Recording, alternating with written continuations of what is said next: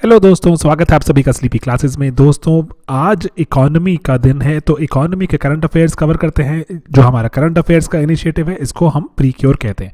तो दोस्तों 7 जनवरी आज तारीख है एंड प्रीवियस जो एक हफ्ते में जो जितनी भी इकोनॉमी की कुछ इंपॉर्टेंट घटनाएं रही उसके बारे में मैं आपसे करूंगा यहाँ पर डिस्कशन। ठीक है दोस्तों, प्रीलिम्स मेंस दोनों को ही कवर करने की ट्राई करते हैं। यहाँ पर नाम इसका लेकिन प्रीक्योर है लगता है थोड़ा प्री स्पेसिफिक है, लेकिन प्रीलिम्स एंड मेंस दोनों को कवर करता है। तो दोस्तों जो सबसे पहली जो न्यूज़ है ये है अबाउट स्टेट्स ने और ज़्यादा डेट ले लिया है, तो इसके बारे में क्या हमें जानना जरूरी। जीरो कूपन बॉन्ड्स रिकैपिटलाइजेशन के लिए यूज़ किए गए हैं अभी पहली बार। एंड देन उसके बाद एथेनॉल प्रोडक्शन के लिए बात हो रही है। इंडस्ट्रियल कॉरिडोर में अगर हम देखें तो दो जो इंपॉर्टेंट नोड्स की बात हुई है। इन्फ्लेशन टारगेटिंग की बात है, आरबीआई पेपर जो कह रहा है कि हमें 4% मेंटेन करनी चाहिए। एंड देन बैंकिंग को लेके जो प्रोग्रेस हमारे मेंस में हो सकता है यूज़ है। एंड देन उसके बाद टेक्सटाइल मिनिस्ट्री ने कहा कि हम जो टफ स्कीम है उसको और आगे जो एक्सटेंड कर रहे हैं, अपग्रेड कर रहे हैं। ठीक है, एंड देन स्ट्रीमलाइन कर रहे हैं कुछ प्रोसीजर। देन पीएसयू बैंक्स की रिकैपिटलाइजेशन की बात भी है। सीएजी ने भी लिखा कि थोड़ा हमें ऑडिट पर काम करना चाहिए। एंड तेलंगाना गवर्नमेंट ने जो राइतु बंधु स्कीम के चलते बहुत से जो वहाँ पर अभी कुछ रीसेंट रेगुलेशंस लेकर आए थे उनको रोक दिया है। एंड पीएम हमारे भारत प्रधानमंत्री जी ने ईस्टर्न फ्रेट कॉरिडोर की एक विंग की यहाँ पर अभी उद्घाटन कर दिया। तो ईस्टर्न फ्रेट कॉरिडोर के बारे में जानना जरूरी। इंफ्रा के बारे में हमें ये सवाल पूछे जा सकते हैं। ठीक है दोस्तों, चलिए सबसे पहले जैसे यहाँ पर जो इंपॉर्टेंट है, मैं डिटेल में नहीं जाऊँगा, आप यहाँ पर जाकर डिटेल देख सकते हैं। एंड हमारे ये जो चैनल पर आप इसको डाउनलोड भी कर सकते हैं, जैसे हमारे जो वेबसाइट है sleepyclasses.com, वहाँ पर ये सब अवेलेबल रहता है। तो मैं आपको यहाँ पे थोड़ा कॉन्टेक्स्ट समझाता हूँ न्यूज़ का कि जैसे सबसे पहली बात तो ये कि अभी जैसे हमारा जो फाइनेंशियल ईयर चल रहा है पर्टिकुलरली यहाँ पर जो पेंडेमिक के चलते बहुत सारी स्टेट्स का रेवेन्यू स्ट्रीम रुक गया था, रेवेन्यू नहीं आ रहा था, तो स्टेट्स को डेट लेने की इजाज़त मिली। तो डेट लेने की अगर मैं बात करूँ इजाज़त, तो कॉन्स्टिट्यूशन क्या कहता है दोस्तों। कॉन्स्टिट्यूशन हमारे दो पर्टिकुलर आर्टिकल्स हैं 292 एंड 293 जो हमारे सेंटर एंड जो स्टेट्स को गाइड करते हैं कि कैसे आप बोरोविंग कर सकते हैं। स्टेट्स हैं विद इन द कंट्री बोरो कर सकती हैं, लेकिन रिसेंट अमेंडमेंट्स थी जो पिछले कुछ सालों में रही हैं, तो उसमें अभी स्टेट्स अगर चाहें तो बाहर से भी बोरो कर सकती हैं, लेकिन सेंटर का अप्रूवल रिक्वायर्ड होगा। सेंटर ने कुछ कंडीशंस लगाई हुई हैं जो हमारे एफआरबीएम एक्ट के चलते सेंटर ने कुछ रखी है रिस्ट्रिक्शंस। हमने एफआरबीएम के लेक्चर में कवर की हुई हैं वो रिस्ट्रिक्शंस क्या रहती हैं। अगर वो पूरी करते हैं अगर कोई स्टेट, तो कुछ इजाज़त मिलती है बाहर से बोरो करने के लिए भी, वर्ल्ड बैंक एटसेट्रा वगैरह से बोरो कर सकते हैं। ठीक है, तो ये चीज़ें जानने जरूरी हैं। तो ये दो आर्टिकल्स 292 एंड 293 जो हमारे आर्टिकल्स हैं ये जो गवर्न करते हैं। तो अभी स्टेट्स बोरो कर रही हैं बहुत एक्सेसिवली, पर्टिकुलरली अगर हम देखें महाराष्ट्र, कर्नाटक एंड ये जो स्टेट्स ने बहुत ज़्यादा बोरो किया है, क्योंकि अपने जो बहुत से जो काम चलाने हैं, इनफैक्ट अगर इन्वेस्टमेंट करनी है, तो इसीलिए स्टेट्स जो पर्टिकुलरली अपने पुराने उधार पूरा करने के लिए भी बहुत सी स्टेट्स हैं उधार ले रही हैं। ठीक है, तो ये यहाँ पर एक बात ऐसे नज़र आती है कि डेट के ट्रैप में ना फंस जाएं स्टेट्स कहीं पर। एंड अकॉर्डिंगली ये हमें सरकार को इस पर बात को थोड़ा जो रखना पड़ेगा, इस पर नज़र बनाकर। एंड देन ये एक इंपॉर्टेंट न्यूज़ है आज की जीरो कूपन बॉन्ड्स की। अभी जो पंजाब एंड सिंध बैंक में जो सेंट्रल गवर्नमेंट ने थोड़ा कैपिटल इन्फ्यूज़ किया, तो कैपिटल इन्फ्यूज़ करके उनकी जो सेंट्रल गवर्नमेंट की अगर हम देखें रिस्पॉन्सिबिलिटी बनती है कि अगर वो ओनर्स हैं, अगर वो हिस्सेदारी रखती है सेंट्रल गवर्नमेंट बैंक्स में, तो सेंट्रल गवर्नमेंट के लिए ज़रूरी है कि अपने कैपिटल के मुताबिक और पैसा भी रखे। ठीक है, और पैसा भी डाले बैंक में, ताकि एक तो बैंक सेफ होगा उससे, है ना, बैंक में थोड़ा कॉन्फिडेंस बढ़ेगा कि सेंट्रल गवर्नमेंट जो ओनर है खुद भी पैसा इसमें डाल रहे हैं, इन्फ्यूज़ कर रहे हैं कैपिटल। तो लेकिन सेंट्रल गवर्नमेंट ने किया कैसे? सेंट्रल गवर्नमेंट ने किया ये जीरो कूपन बॉन्ड्स। दोस्तों मैं आपको फटाफट समझाता हूँ जीरो कूपन बॉन्ड्स होते क्या हैं। दोस्तों जीरो कूपन बॉन्ड्स का मतलब होता है कि लेट्स से फॉर एग्जांपल, जो अगर इस वाली न्यूज़ की बात के बियॉन्ड में आपको बताऊं, लेट्स से कि मैं आज आपको बोलूं कि आप मुझे 97 रुपीज़ उधार दीजिए, मैं आपको एक साल बाद 100 रुपये वापस कर दूंगा। ठीक है, तो इसको हम बोलते हैं कि आप बोलेंगे अच्छा कोई बीच में आप मुझे कोई किस्त चुकाएंगे जो 97 रुपीज़ उधार लिया था, इसकी आप मुझे कोई इंस्टॉलमेंट देंगे? मैं कहूँगा नहीं, ये जीरो कूपन वाला हमारा लोन रहेगा, मैं आपको 97 का डायरेक्टली 100 वापस करूंगा। ठीक है, बीच में मैं आपको कोई 1 रुपये की, 1.5 रुपये की कोई किस्त नहीं दूंगा मैं। ठीक है, कोई इंटरेस्ट की कोई ऐसी किस्त नहीं। अदरवाइज हम दोस्तों जो लोन लेते हैं, लोन में हमें किस्तें देनी पड़ती हैं, हम जो इंस्टॉलमेंट्स के थ्रू वापस करते हैं। जीरो कूपन बॉन्ड्स में कोई कूपन मतलब कोई इंस्टॉलमेंट की पेमेंट नहीं होती, जितना आप उधार लेते हैं उसके हिसाब से आप इंटरेस्ट वगैरह जो भी है कुछ बढ़ाकर वापस कर देते हैं। ठीक है, जो ये 100 रुपये लिखा गया इसको बोलते हैं फेस वैल्यू, कि ये फेस वैल्यू आपको वापस आएगी एंड अकॉर्डिंगली जितना ये पैसा कम होगा 97 का, लेट्स से अगर मैं 95 उधार देके 100 दूंगा तो मुझे और इंटरेस्ट मिल रहा है, लेट्स से अगर 92 रुपीज़ उधार दिए 100 मिल रहा है तो और इंटरेस्ट मिल रहा है। तो जितना डिस्काउंटिंग रहती है उतना ज़्यादा इंटरेस्ट रेट है। 100 से 97 वाला अगर देखें जो ये है डिस्काउंटिंग कम, 95 ज़्यादा डिस्काउंट है, 92 is a great amount of discount, मतलब काफ़ी इंटरेस्ट कमाने वाला ये बॉन्ड है। तो अभी सेंट्रल गवर्नमेंट ने क्या किया, सेंट्रल गवर्नमेंट ने यहाँ पर जो पंजाब एंड सिंध बैंक को कहा कि आप हमारे जो जीरो कूपन बॉन्ड्स हैं आप इनको एनरोल कीजिए, मतलब आप हमें उधार दीजिए। तो उधार लिया सेंट्रल गवर्नमेंट ने जो बैंक से, एंड बैंक को वापस एज अ हिस्सेदारी डाल दिया। ओके, तो जो हमारे पंजाब एंड सिंध बैंक को उधार दिया हमारी जो फाइनेंस मिनिस्ट्री को, ठीक है, फाइनेंस मिनिस्ट्री को उधार दिया 5500 करोड़ रुपए, मान लीजिए 5000 करोड़ रुपए उधार दिया। ठीक है, किसके थ्रू दिया, जीरो कूपन बॉन्ड्स के थ्रू दिया कि सेंट्रल गवर्नमेंट वापस करेगी। ठीक है, एक गो में करेगी, कोई किस्तें वगैरह नहीं चुकानी, एक गो में ही पैसा वापस करेगी। कितने साल बाद, वो 10 से 15 साल के वेरियस बॉन्ड्स है, कम से कम लगा लो 10 साल तक, 10 साल के बाद वापस करना है। 10 साल तक आपको कोई किस्त नहीं चुकानी सेंट्रल गवर्नमेंट को। ठीक है, सेंट्रल गवर्नमेंट के लिए भी अच्छा है कि अदरवाइज इंस्टॉलमेंट देनी पड़ती है तो चिंता हो जाती है। तो जीरो कूपन बॉन्ड्स यहाँ फायदा है। लेकिन कितना डिस्काउंटिंग पे हुआ, कितना परसेंट इंटरेस्ट, तो यहाँ पर थोड़ा कंट्रोवर्सी है। बिल्कुल भी इंटरेस्ट नहीं है, जीरो कूपन बॉन्ड्स हैं विद 0% इंटरेस्ट। तो यहाँ थोड़ी कंट्रोवर्सी क्रिएट हो गई है कि 0% इंटरेस्ट के, दैट मीन्स आपने इन्हीं से उधार लेकर बिल्कुल भी कुछ वापस भी नहीं किया, आपने इसी बैंक की हिस्सेदारी अपनी और बढ़ा ली और खरीद ली, इक्विटी खरीद ली। आरबीआई ने भी इस पर अभी नोटिस जारी कर दिया। आरबीआई शायद कह रहा है, रिसेंटली अभी जो न्यूज़ थी लेटेस्ट में अभी चेक कर रहा था, आरबीआई ने कहा कि शायद इसको पूरी ट्रांजैक्शन को कैंसिल कर देंगे, क्योंकि उसी से ही उधार लेकर उसी में ही हिस्सेदारी खरीद लेना। अदरवाइज आप इनको कुछ थोड़ा इंटरेस्ट पे कीजिए, कुछ तो कोई ट्रांजैक्शन तो बने। ये थोड़ा जो आइडियली देखें तो अकाउंटिंग स्टैंडर्ड से भी it's not a very good practice.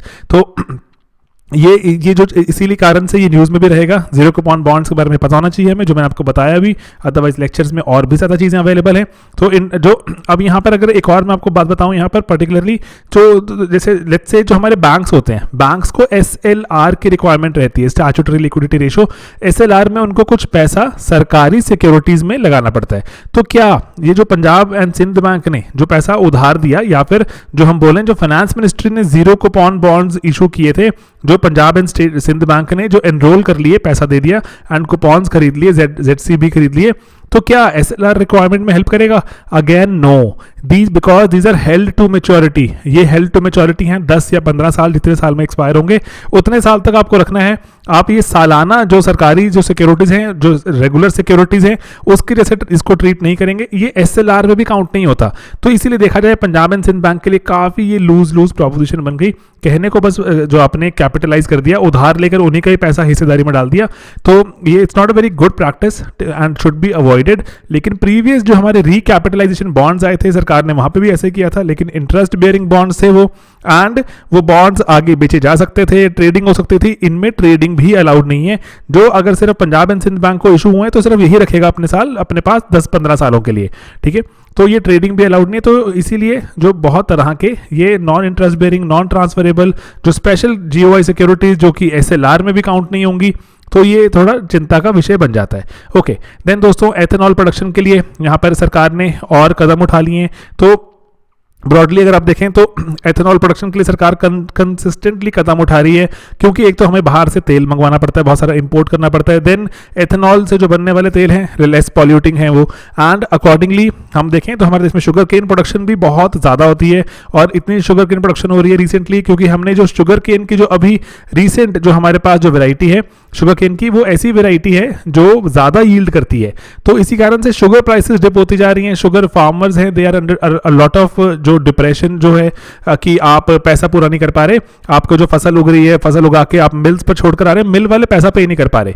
तो इसी कारण से अभी सरकार चाहती है ये जो एथेनॉल प्रोडक्शन पे और जो इंक्रीज किया जाए, मोलासिस बेस्ड जो एथेनॉल बनाई जाए, एंड उसके बाद जो बाकी भी बहुत सारी तरह के जो चीज़ें यूज हो सकती हैं उनके बारे में भी जिक्र है यहाँ पर। तो ये आपको इसीलिए मैं आपको चाह रहा हूँ बताना कि जो हमारी नेशनल बायोफ्यूल पॉलिसी है ये एनवायरनमेंट में भी कवर्ड है, एंड इसके कुछ सेलिएंट फीचर्स कि हम कितनी ब्लेंडिंग चाहते हैं, कि कम से कम 20% टोटल हम जो पेट्रोल बनाए हैं उसमें कम से कम 20% तो एथेनॉल की ब्लेंडिंग हो, ठीक है। एंड जो कहीं पे पेट्रोल एंड डीजल में 5% हो जाए तो इससे हमारा बहुत सारा जो तेल हम बाहर से मंगवाते हैं वो बचेगा। एंड देन हमारे देश में डिपेंडेंसी जो हमारी खुद की बाहर वाली कंट्रीज पर है वो कम हो जाएगी। एंड अगर हम देखें तो जो फार्मिंग कम्युनिटी को एट्सेट्रा इवन की जो इसके जो बाय प्रोडक्ट्स हैं उसको यूज़ किया जा सकता है। तो बहुत सारी तरह की चीज़ों के फ़ायदे यहाँ पे बात की जा रही है। तो इसीलिए जो हमारी सरकार इसको बहुत प्रमोट कर रही है और तरह के पैसे दे रही है कि ताकि इसको जो ऐसे वाले जो प्लांट्स हैं, रादर जो प्लांट्स मतलब जो मशीनरीज हैं और जो पूरा का पूरा जो सेटअप लगाना है वो सेटअप लगाने में थोड़ी बढ़ोतरी हो। एंड देन दोस्तों यहाँ पर जो इंडस्ट्रियल कॉरिडोर की बात हो रही है कि जैसे अब हमारे देश में अगर हम देखें लॉजिस्टिक हब बनते जा रहे हैं। तो लॉजिस्टिक हब की बात क्या होती है कि अगर आपको सामान अगर एक जगह से दूसरी जगह ले जाना है तो आपको कहीं पे वेयर हाउसेज चाहिए होते हैं, आपको पूरा लॉजिस्टिक्स की हेल्प चाहिए होती है कि अब आपका जैसे कोई पेरिशेबल गुड्स हैं तो उसको कैसे संभाल कर रखना है। एंड अदरवाइज जो बाकी तरह के सामान को कोई जैसे प्रॉपर सॉर्टिंग होनी चाहिए, जो लॉजिस्टिक हब बनते जा रहे हैं। एंड आंध्र में देखें पूरा एक अगर हम देखें अगर हमें इंडस्ट्रीज को सप्लाई पूरी मेंटेन रखनी है तो लॉजिस्टिक्स हमारे बढ़िया होने चाहिए। जैसे आप ये भी जानते हैं कि इवन वर्ल्ड बैंक का तो लॉजिस्टिक्स वाला जो इंडिकेटर है भारत उसमें थोड़ा आगे बढ़ रहा था, लेकिन अभी रिसेंट रिपोर्ट्स आ रही हैं कि भारत उसमें फॉल कर गया लॉजिस्टिक्स में। तो देखते हैं आगे कैसे रिपोर्ट्स क्या आती हैं एग्जैक्ट, अभी जो कॉन्क्रीट हमारे पास कोई न्यूज़ नहीं है। तो इसीलिए अभी देखें लॉजिस्टिक्स में भारत को काम करना होगा अगर हम चाहते हैं कि आत्मनिर्भर भारत बने एंड इंडस्ट्रियल हम यहाँ पर जो चीज़ों यूनिट्स को अट्रैक्ट करें। तो ये वाले नोड्स, ये वाले कॉरिडोर्स हमें सभी चाहिए रहेंगे पूरे के पूरे, क्योंकि अगर आप देखें जो वैल्यू चेन रहती है कि वैल्यू चेन मतलब कि कोई जो एक पर्टिकुलर इंडस्ट्री कोई कंपोनेंट बना रही है, देन दूसरी इंडस्ट्री कुछ और कंपोनेंट करते करते आपके पूरा जो फाइनल प्रोडक्ट तैयार होता है। तो इसीलिए जो ये वैल्यू चेन्स है तो ये वैल्यू चेन्स तभी प्रॉपरली काम कर पाएंगी अगर हमारे यहाँ पर लॉजिस्टिक हब्स होंगे बढ़िया जो फंक्शन करते हुए। जगह जगह हमें ये इंडस्ट्रियल कॉरिडोर्स में हमारे जो बन रहे हैं वहाँ पर हमें ये नोड चाहिए होंगे और हमारे ये जो ट्रांसपोर्ट हब्स हैं या फिर हमारे जो लॉजिस्टिक्स हब्स हैं ये हमें चाहिए होंगे। कहाँ कहाँ बनते जा रहे हैं ये इंपॉर्टेंट हैं, जानना जरूरी है, क्योंकि हमें एग्जाम में डायरेक्टली पूछे जा सकते हैं। अदरवाइज मेंस के पर्सपेक्टिव से देखें तो इंफ्रा पे क्वेश्चन आए तो हम इनके पॉइंट्स मेंशन कर सकते हैं, ठीक है, कि ये कहाँ कहाँ पे हमारे बन रहे हैं। ओके, तो यहाँ पर ये लोकेशंस वगैरह मार्क होने शुरू हो गई हैं कि और जो कौन सा डिपार्टमेंट है इसको प्रमोट करता है हमें देख लेना जरूरी है। और छोटी छोटी चीज़ें होती हैं, यू नेवर नो कि क्या पूछा जाएगा। एंड देन जो यहाँ पर जो सेलिएंट फीचर्स हैं, ICT एनेबल्ड है, world class infrastructure etcetera, I am just skipping it ताकि थोड़ा तेज चला सके। एंड बस आप इनको जो बातों को थोड़ा दिमाग में रखिए हमेशा, ठीक है, ताकि अगर आप मेंस का आंसर लिख रहे हैं अपना तो आपको ये पॉइंट्स ड्रॉप करने आसान हो कि लॉजिस्टिक्स की कॉस्ट घटेगी, इससे एफिशिएंसी बढ़ेगी, है ना, बाकी जो कनेक्टिविटी इंप्रूव होगी कि रेल रोड और जितने भी हमारे पास जो रैपिड जो मेट्रो का रैपिड ट्रांसपोर्ट जो रहता है उससे कनेक्टिविटी बढ़ सकती है, आत्मनिर्भर भारत आएगा एक्सेट्रा। ऑलराइट, देन दोस्तों अभी यहाँ पर इन्फ्लेशन की बात आ रही है कि इन्फ्लेशन की हमें टारगेटिंग करनी चाहिए। Have we thought it right कि जो RBI ने 2015 में जो हमने RBI और भारत सरकार ने जो कॉन्ट्रैक्ट साइन किया था कि RBI 4% इन्फ्लेशन को टारगेट करेगा, ठीक है, इसको FIT कहा जाता है, फ्लेक्सिबल इन्फ्लेशन टारगेटिंग। अगर आप जो नए हैं इस फील्ड के लिए इन्फ्लेशन का लेक्चर लगा सकते हैं, उसमें हमने जो डिस्कस किया हुआ मॉनेटरी पॉलिसी कमेटी वाली बात, तो मैं आपको फटाफट से समझाता हूँ। वैसे 4% का टारगेट है कि हमें इन्फ्लेशन 4% पर रखनी है। अगर 4% से ऊपर चली जाती है, मान लीजिए कि चली गई 7%, तो RBI अकॉर्डिंगली जो रेट्स को बढ़ा देता है ताकि वापस 4% पर आ सके। अगर 4% से नीचे चली गई इन्फ्लेशन, लेट्स से 1% आ गई, तो RBI रेट्स को गिरा देता है ताकि थोड़ा महंगाई आए, थोड़ा क्रेडिट फ्लो करे एंड 4% वापस आ जाए। तो कितने की लिमिट रखी है? 4% एग्जैक्ट हमें वैसे कैप्चर करना है, लेकिन ±2% ऊपर हो सकता है, ठीक है। तो ये फ्लेक्सिबल टारगेटिंग है, तो इसलिए रेंज क्या बनती है? 4 - 2 इज 2%, 4 + 2 इज कितनी? हमारी 2 से लेके 6% तक की रेंज रहती है, इन्फ्लेशन इसके बीच में रहे। लेकिन टारगेट क्या रहता है कि 4% हमें जो हिट करना है। जैसे भी अगर कम हो गया तो ज़्यादा करें, ज़्यादा हो गई इन्फ्लेशन तो कम करें, ठीक है। तो इसके बारे में अगर हम देखें तो अभी इन्फ्लेशन यहाँ पे जो RBI ने रिसेंटली पेपर पब्लिश किया वो कह रहे हैं कि हमें 4% वाला target is good for India, क्योंकि यहाँ पे डिस्कशन हो सकते हैं ना, why 4%, why not 5%, why not 8%, why not 2%। तो इसीलिए तो RBI ने इसी पेपर को एक्सप्लेन करते हुए बताया कि अभी जैसे कुछ चीज़ों में महंगाई चल रही है, जो एग्रीकल्चर में महंगाई चल रही है, एग्रीकल्चर प्रोडक्ट्स में महंगाई चल रही है, तो इसलिए बोल रहे हैं कि देखो कहीं पे अगर चीज़ें महंगी हो रही हैं तो किसी किसी को फायदा भी हो रहा होगा उससे, जो उसको सामान को बेच रहा है अगर और सामान बिक रहा है उसका अगर, तो उसको फायदा भी हो रहा होगा, ठीक है। तो इस बात का ध्यान रखना जरूरी है कि इसीलिए बोल रहे हैं कि हर इंसान इक्वली सफर नहीं करता, कोई इंसान बहुत ज्यादा उससे परेशान हो जाता है, कोई थोड़ा कम परेशान, कोई फायदा भी कमाता है। इसीलिए अब जो आरबीआई कहते हैं हमारी जो स्टडी है इट टेल्स अस कि 4% इज द राइट टारगेट। ना तो हम हाइपर इन्फ्लेशन होने दे सकते हैं जो बहुत ज्यादा हाई इन्फ्लेशन होती है, एंड ना ही हम इन्फ्लेशन को हम जो रादर जो उसकी तरफ अगर हम जाएं डीफ्लेशन, that means less than zero के आसपास जो रीजन है वहां पर भी जाने नहीं दे सकते। ठीक है, ओके। तो आरबीआई के पेपर की अगर मैं यहां बात करूं तो आरबीआई का सिर्फ ये मानना है बहुत जरूरी, जैसे जो आरबीआई की अगर हम बात सुने तो आरबीआई कह रहा है कि अगर हम डिफ्लेशनरी ट्रेंड की तरफ कर देंगे, लेट्स से अगर हम चाहें कि इन्फ्लेशन 2% टारगेट बना लेते हैं तो वो कह रहे हैं बहुत डिफ्लेशनरी ट्रेंड हो जाएगा, हमारी कंट्री अभी इसको सपोर्ट नहीं कर सकती। अगर हमें ग्रोथ के अगर हमें चाहिए, जो ऐसे रीजन चाहिए जहां पे हमारे देश में ऐसे ग्रोथ के टाइम पीरियड्स आए, तो हमें इन्फ्लेशन को भी साथ साथ में मान के चलना होगा, लेकिन बहुत इन्फ्लेशन ना हो, वो 4%। इसलिए आरबीआई कहता है ठीक है, बहुत अगर हम कम कर देंगे डिफ्लेशनरी जो ट्रेंड आ जाएगा अगर, तो हमारे देश के लिए अच्छा नहीं है, ग्रोथ रुक जाती है उससे। एंड अगर ज़्यादा हाई हो जाएगी जो 4% से ऊपर, तो महंगाई हो जाती है, तो लोग सपोर्ट नहीं कर पाते। तो इसलिए आरबीआई ने फिर से मेंटेन किया 4%। बाकी पूरा आप देख सकते हैं कि आरबीआई के कौन से एक्ट के तहत एंड कब ये मॉनेटरी पॉलिसी कमेटी बनी थी, हमने इसका मेंस का सवाल भी कवर किया हुआ है, आप उसको इको के जो क्वेश्चंस डिस्कस्ड हैं उसमें भी देख सकते हैं कि मॉनेटरी पॉलिसी कमेटी के चैलेंजेस क्या हैं, मॉनेटरी पॉलिसी कमेटी जो वेरियस कंट्रीज में कैसे कैसे करती है, सिंगापुर में कैसे काम करती है एक्सेट्रा, एंड 6 मेंबर पैनल रहता है, कौन सिलेक्ट करता है एक्सेट्रा, हमने सब डिस्कस किया हुआ है। इंपॉर्टेंट रहता है क्योंकि बार बार पूछा जाता है। ओके, देन दोस्तों क्विक सा एनालिसिस है जो trend and progress of banking in India, तो थोड़ा सा जैसे पॉजिटिव ही है, अदरवाइज देखें तो बोल रहे हैं कि जो 2018-19 में बैंकिंग की क्या हालात रही, तो आरबीआई को वैसे अगर मैं आपको बात बताऊं यहाँ पर, तो स्टैट्यूटरी एक यहाँ पर कंप्लायंस है, उसको बैंकिंग रेगुलेशन एक्ट 1949 के तहत देखें आरबीआई को ये रिपोर्ट निकालनी पड़ती है। इट्स नॉट दैट कि आरबीआई बस निकाल रहा है, नहीं, उसको स्टैट्यूटरी यहाँ पर जो सरकारी अगर देखें एक्ट के तहत वो आरबीआई बंधा हुआ, उसको निकालनी पड़ेगी रिपोर्ट। देन आरबीआई बताता है कि हमारे जो ग्रॉस एनपीएज हैं थोड़े से कम हो गए हैं हमारे सरकारी बैंक्स में, ठीक है, थोड़े जो डिक्लाइन हुआ है 11% से 9% के आसपास आ गए हैं। एंड देन तो प्रॉफिटेबिलिटी भी वापस आ रही है बैंक्स की, which is a good thing. And then वो कह रहे हैं कि इस सब का हम श्रेय दे सकते हैं आईबीसी को, इन जो हमारे इंसॉल्वेंसी एंड बैंक्रप्सी कोड है। लेकिन बात ध्यान देने वाली क्या है दोस्तों, ये प्री कोरोना टाइम्स की बात हो रही है, तो अकॉर्डिंगली तो प्री कोरोना टाइम्स में that means the things were working, ठीक है, आईबीसी एक्सेट्रा अगर चलने शुरू हुए थे तो उससे फायदा भी हो रहा था। एंड इवन जो सरकारी बैंक्स में जो सरकार का कैपिटल पोजीशन थी वो भी कह रहे हैं इंप्रूव हुआ है। अर्बन कोऑपरेटिव बैंक्स एक्सेट्रा में देखें तो वहां पर जो यूसीबीज जो कोऑपरेटिव बैंकिंग में देखें तो उन्होंने भी जो डिपॉजिट ग्रोथ एक्सेट्रा वगैरह दिखाई। लेकिन वो कह रहे हैं कि कंसर्न एनबीएफसी का बना हुआ है, जो आपको हम हमेशा से बताते आ रहे हैं, एनबीएफसी में कंसर्न बना हुआ है। इनफैक्ट जो एनबीएफसी हैं उसमें वो कह रहे हैं स्लो डाउन है, स्लो डाउन बढ़ता ही जा रहा है। और इसको हमने लेटर ऑन पीरियड में देखा 2019-20 में अगर हम देखते हैं तो ये जो एनबीएफसी का जो स्लो डाउन तो और जो इंटेंस हो गया था, ठीक है। तो ये एक इंपॉर्टेंट कुछ आउटकम्स हैं, we just do not know कि हमें कौन से सवाल में ये पूछ ले जाएं। देन दोस्तों भारत सरकार की बहुत ही पुरानी एक स्कीम है जिसको हम बोलते हैं amended technology upgradation fund scheme. दोस्तों ये इंपॉर्टेंट चीज़ क्यों है, क्योंकि हमारे देश में टेक्सटाइल बहुत टाइम से, कपड़ा बहुत टाइम से बन रहा है। एंड भारत जो इवन बांग्लादेश के साथ देखें अगर हम मुकाबला चलता रहता है, इवन वियतनाम बहुत सारा कपड़ा प्रोड्यूस करता है, तो ये हमारी जो देशों में कपड़ा बहुत टाइम से प्रोड्यूस हो रहा है। लेकिन अब अभी बात क्या हो रही है कि ये जो कपड़ा की जो जितनी भी टेक्सटाइल मिल्स वगैरह हैं इसमें टेक्नोलॉजी बहुत पुरानी यूज़ होती है।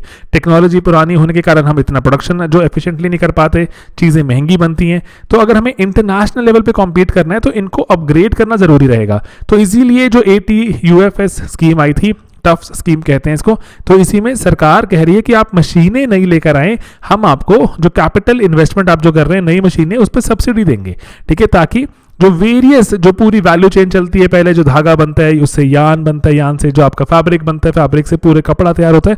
तो टेक्सटाइल इंडस्ट्री का जो पूरी वैल्यू चेन है इसको इम्प्रूव किया जा सके, ठीक है। तो ये एक इंपॉर्टेंट चीज़ है। तो इसी के प्रोसीजर्स की कौन इसमें अप्लाई कर सकता है, credit linked scheme etcetera, and ये थोड़ा उसके बारे में यहाँ पर बात है। कोविड के चलते थोड़ा और इंटेंस हो गया था कि जो टेक्सटाइल जो है, अदरवाइज हमारा देश बहुत सारा टेक्सटाइल जो एक्सपोर्ट करता है, लेकिन यहाँ पे बात जो ध्यान देने वाली बहुत ज़रूरी है, हमने इस पर मेंस का सवाल भी किया हुआ है, बांग्लादेश एंड जो वियतनाम, इन दोनों कंट्रीज को we are losing out a lot of our business, क्योंकि यहाँ पे जो एक तो और सस्ता बना रहे हैं और बेटर क्वालिटी बना रहे हैं।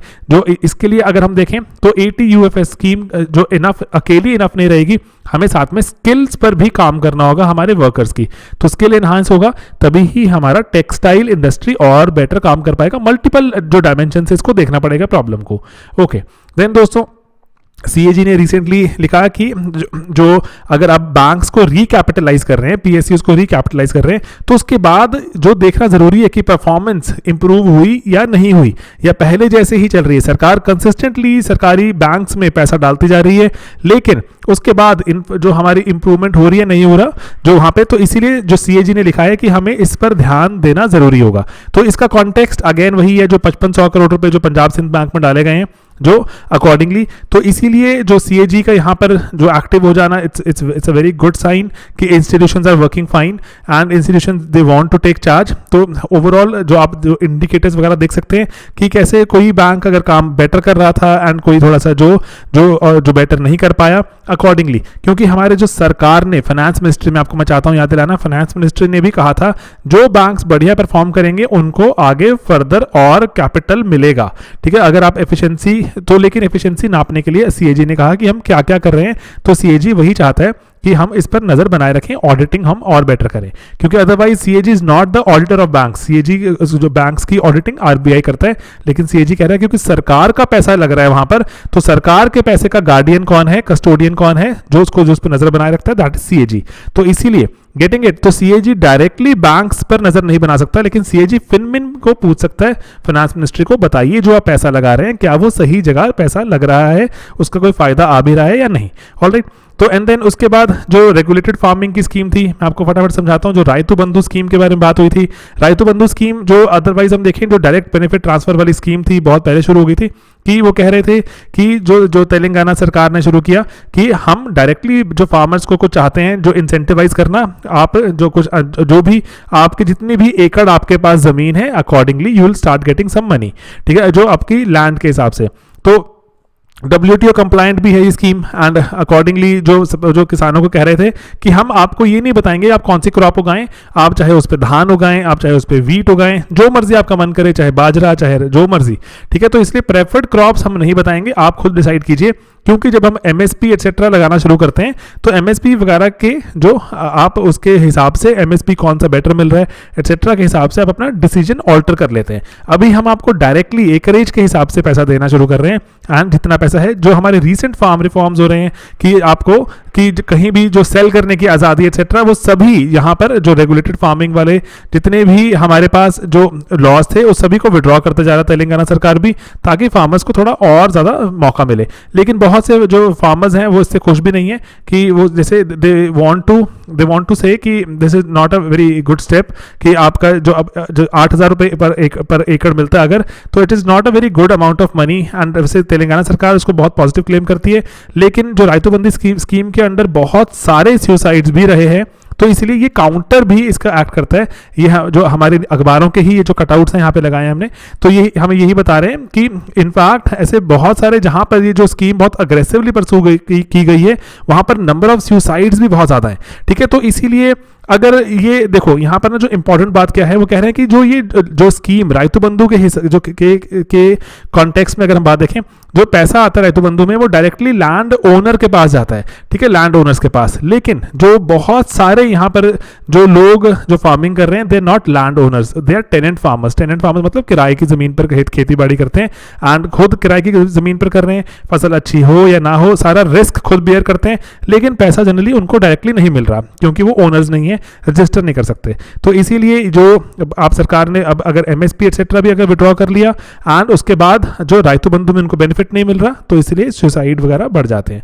तो इन चीज़ों को थोड़ा ध्यान रखना जरूरी है। देन बाकी एक और इंपॉर्टेंट न्यूज़ है हमारे पास कि अगर हम देखें तो हमारे पास जो हमारे नए जो ईस्ट कोस्ट जो कॉरिडोर भी आ रहा है एटसेट्रा, तो यहाँ पर जो बहुत सारे जो कॉरिडोर्स हैं हमारे पास, जो इंडस्ट्रियल कॉरिडोर्स जिसमें हम चाहते हैं कि ट्रेन चलाएं और ट्रेन से हमारा जितना भी जो फ्रेट है वो मूव करे, तो फ्रेट के कॉरिडोर्स हमारे बनते जा रहे हैं। ईस्टर्न कॉरिडोर में हमारे पास अभी एक छोटा सा एक कंपोनेंट 350 किलोमीटर का कंपोनेंट उसको ऑन कर दिया गया है। तो देखिए कहाँ पर हम पहले बात कर रहे थे कि ये बन रहे हैं, अब उसमें कंपोनेंट्स उसके कुछ हिस्से ऑन होने भी शुरू हो गए हैं। ठीक है, तो यहाँ पर ये बात जरूरी है। तो बहुत सारी छोटी इंडस्ट्रीज, बड़ी इंडस्ट्रीज फायदा उठाएंगी इससे, एंड इनफैक्ट जो ये पूरा का पूरा जो ये कॉरिडोर जो अभी चला है, जो भावपुर से लेके खुर्जा तक, तो वो है उत्तर प्रदेश में पूरा का पूरा लाई करता है। एंड यहाँ पे कौन सी इंडस्ट्रीज लाई करती हैं एक बार देख सकते हैं क्विकली बस, एंड कौन से, अगर आप कोई और फर्दर एग्जाम्स दे रहे हैं तो कौन सी कंपनी ने इसको बनाया। अदरवाइज जो पूरा ईस्टर्न जो डेडिकेटेड फ्रेट कॉरिडोर है जो 1850 किलोमीटर का है, साहनेवाल लुधियाना से शुरू होकर वेस्ट बंगाल दंकुनी तक जाता है, एंड अकॉर्डिंगली जो वेस्टर्न कॉरिडोर है 1500 किलोमीटर के आसपास का है, इसका भी एक कंपोनेंट बहुत जल्दी शुरू करने की बात हो गई है। एंड जो न्यूज़ में ये भी लिखा हुआ था कि ईस्टर्न कॉरिडोर का जो बाकी हिस्सा भी जल्दी शुरू कर दिया जाएगा, वेस्टर्न कॉरिडोर का भी एक पार्ट। क्योंकि दोस्तों ये एक इंपॉर्टेंट बात है, शायद अगर आप कभी कानपुर दिल्ली अगर रूट पे चलें तो बहुत बार आप देखेंगे कॉन्जेशन रहता है, बहुत बार कॉन्जेशन। तो ये इसलिए क्योंकि यहाँ बहुत सारा सामान मूव होता है ईस्टर्न इंडिया तक की तरफ, तो एंड बहुत सारी देश की आबादी भी रहती है, तो अकॉर्डिंगली तो एक डेडिकेटेड पूरी अलग लाइन बिछी हुई है फ्रेट कॉरिडोर की, जिसमें आने की जाने की 2 अलग लाइनें हैं एंड फ्रेट के लिए बनाई गई हैं।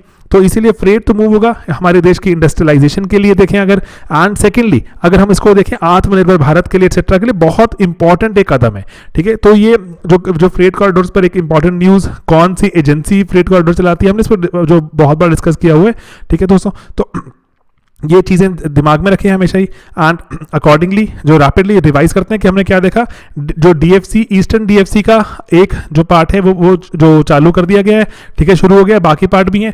देन जो हमारे अभी जो फार्म जो रिवोल्ट, जो फार्म रेवोल्यूशन जो भी चल रहा है अभी, ठीक है, जो फार्मर्स कुछ नाराज हैं, तो उसके कॉन्टेक्स्ट में न्यूज़ इंपॉर्टेंट हो जाती है कि जो तेलंगाना ने भी जो बहुत जो रेगुलेशन थी एमएसपी एक्सेट्रा की वो हटा दी है, एंड बहुत सारी जो फार्मिंग को और फ्री करने की बात की है, लेकिन उसके बावजूद भी यहाँ पर देखें सुसाइड्स बहुत सारे जो होते जा रहे हैं। तो उसका कारण क्या है। एंड देन जो सीएजी ने लिखा फिनमिन को कि आप ऑडिटिंग कीजिए, जो आप पैसा लगा रहे हैं बैंक्स की कैपिटलाइजेशन में, क्या वो ठीक तरह से जा रहा है। देन हमारे टेक्नोलॉजी, अब जो टेक्सटाइल की टेक्नोलॉजी की अपग्रेडेशन की बात होती है, क्या वो हमारे जो TUFS जो स्कीम है उसके बाद सब्सिडी बढ़ाने की बात की गई है कि आप कैपिटल इन्वेस्टमेंट कीजिए। एंड देन जो बैंकिंग सेक्टर हमारे देश में कैसे प्रोग्रेस किया जो पिछले जो 1 साल में।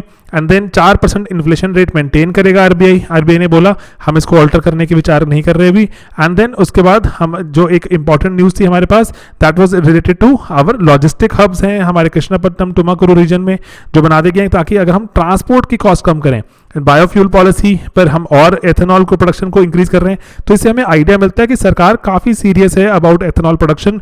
एंड अकॉर्डिंगली जो प्राइवेट कंपनीज को और इंकरेजमेंट मिलती है, आप आइए यहाँ पर सरकार भी सपोर्ट करेगी। And than zero coupon bond से जो हमारे पंजाब एंड सिंध बैंक में कैपिटलाइजेशन के लिए यूज किए गए, कंट्रोवर्सी क्रिएट हो गई है। एंड देन जो स्टेट्स इंक्रीजिंगली बोरो करती जा रही हैं, कॉन्स्टिट्यूशनल की प्रोविजन देखी हमने, एंड जो स्टेट्स इस जो बोरोइंग के ट्रैप में फंस सकती हैं एंड वापस ना आ पाएँ, क्योंकि चलो अभी तो क्राइसिस का टाइम है, लेकिन बाद में इसको सस्टेन करना मुश्किल हो जाएगा। ठीक है दोस्तों, तो ये हमारे प्रीक्योर की सीरीज, बहुत सारी न्यूज़ देखनी जरूरी रहती हैं ताकि अकॉर्डिंगली हम जो उनके पीछे स्टैटिक चीज़ें हैं उसके बारे में जानते रहें, जैसे क्या रहते हैं zero coupon bonds, what is recapitalisation, इसके बारे में जानिए। बहुत सारे हमारे जो सीरीज वीडियो सीरीज अवेलेबल है, अभी कुछ दिनों में 2 मिनट सीरीज भी शुरू हो जाएगी, प्रीलिम्स का क्रैश कोर्स, प्रीलिम्स के टेस्ट सीरीज, प्री की तरफ बढ़ते जाएंगे आगे, तो ये चीज़ें इंपॉर्टेंट होती जाएंगी, तो इन पर नज़र बनाए रखें। ठीक है, तो नया साल भी आ गया, थोड़ा जोश, थोड़ा उमंग। बाकी हमारी वेबसाइट sleepyclasses.com पर जाइए और वहाँ पे sleepyclasses.com पर डाउनलोड कर सकते हैं ये सभी PDFs एटसेट्रा। ठीक है, एंड बस चल रहा है, बाकी और बहुत कुछ चल रहा है। जो मेहनत करें, पढ़ाई करें, बच्चों के रैंक भी अच्छे आ रहे हैं, मज़ा आ रहा है सुनकर। ऑलराइट दोस्तों, चलिए मिलते हैं अपने अगले वीडियोस में बहुत ही जल्द। बाय बाय दोस्तों, टेक केयर।